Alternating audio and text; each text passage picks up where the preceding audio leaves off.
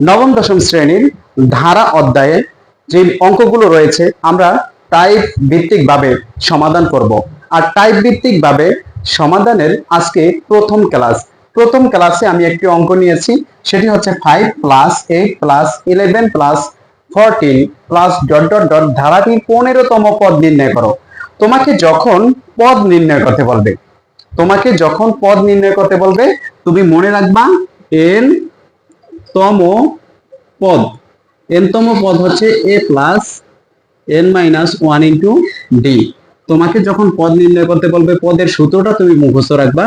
সমান্তর ধারার nতম পদের সূত্র হচ্ছে a plus n minus 1 into D. ভাইয়া, সমান্তর ধারার nতম পদের মান সূত্র যদি a plus n minus 1 into D হয়, তাহলে তুমি এখন তোমাকে যদি বলে যে 15তম পদ কত, 20তম পদ কত, 30তম পদ কত, 40তম পদ কত, সব একই কথা, একই টাইপে তুমি সমাধান করবে। দেখো এখানে বলা হচ্ছে n তম পদ a plus n minus 1 into D. So আমার এই অঙ্কটার ক্ষেত্রে আমার লাগতেছে এর মান, n এর মান আর হচ্ছে ডি এর মান, তাই তো? তোমার কাছে সবই আছে, তোমাকে এই অঙ্কটা সবই দিয়ে দিয়েছে, এখন তুমি জাস্ট সাজিয়ে অঙ্কটাকে সলভ করবা। দেখো বলা হয়েছে nতম পদ a plus n minus 1 into D. তো আমরা যেহেতু nতম পদ n এর মান দেখো এই যে অটোমেটিকলি 15তম পদ বলছে, তাহলে nতম পদ মানে হচ্ছে 15তম পদ। সো আমরা অঙ্কটিকে সমাধান করি। তাহলে আমাদের কাছে আমরা ধরে নিলাম, সমান্তর ধারার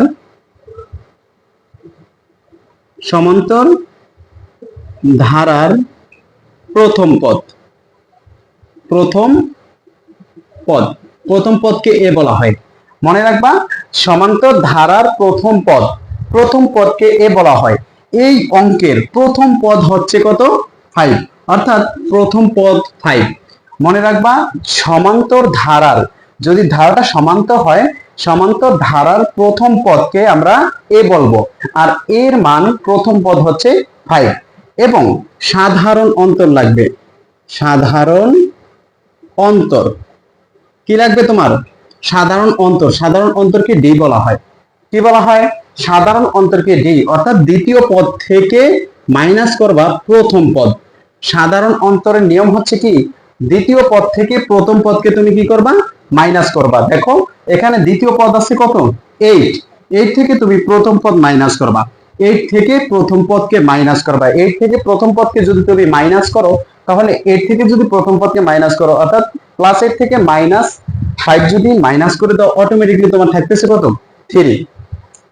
দেখো আমার কাজ ছিল কি, আমাদের n এর মান লাগবে, এর মান লাগবে, ডি এর মান লাগবে। অটোমেটিকলি আমি কিন্তু সাধারণ সমান্তর ধারার প্রথম পদ a এর মান কত? 5 আমি লিখে ফেলেছি, এবং সাধারণ অন্তর ডি এর মান হচ্ছে 8 - 5 3 লিখে ফেলেছি।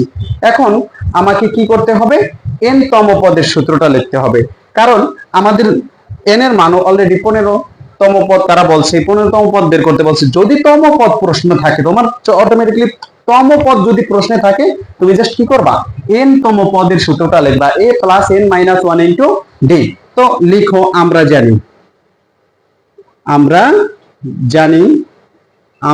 কি n তম পদের সূত্র কি? a plus n minus 1 into কি ডি। দেখো আমরা জানি n তম পদের সূত্র তুমি বসাইয়া দিবা। n তম পদের সূত্রটা কি ভাইয়া? n তম পদ, n এর মান দেখো, তোমাকে n তম পদ বলছে, তোমার 15তম পদ। তো 15তম পদ n এর মান এখানে তারা কত দিছে? 15। তুমি জাস্ট এখানে কততম বসাবা? 15তম পদ। তাহলে এর মান বসাও। দেখো n এর জায়গায়, n তম পদ যখন তারা বলবে, তুমি জাস্ট n এর জায়গায় 15 বসাবা।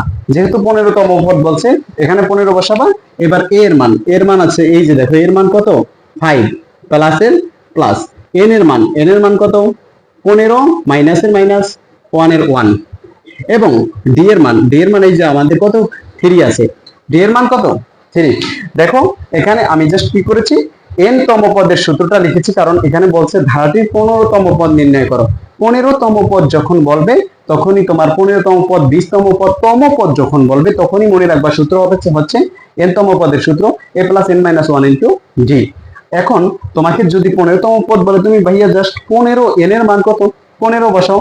15তম পদ হচ্ছে কি এর মান হচ্ছে কত 5 প্লাসের প্লাস এই প্লাসের প্লাস এন এর মান কত আছে প্রশ্নে দেওয়া আছে কত 15তম পদ এন এর মান 15 মাইনাস কত 1 ইনটু ডি।